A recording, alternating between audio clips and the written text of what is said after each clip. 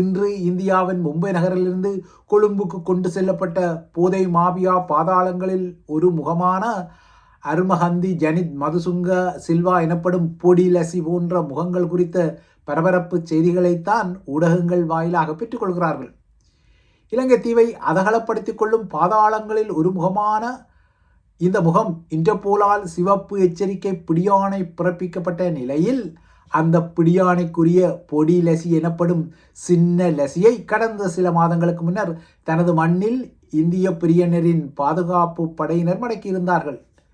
இவ்வாறாக மடக்கப்பட்ட பொடிலசி நேற்று கொழும்பிலிருந்து பறந்து மும்பைக்கு சென்ற சிஐடிகளிடம் ஒப்படைக்கப்பட்டார். இதனை அடுத்து தான் செவ்வந்தி போல கிகல் பத்ர பத்மே போல அவரும் இன்று காலை கட்டுநாயக்கா ஊடாக இலங்கைக்கு கொண்டு செல்லப்பட்டார். அவர் கட்டுநாயக்காவில் இறக்கப்பட்டதை ஊடகங்களில் காணொளிகள் எல்லாம் காண முடிந்தது.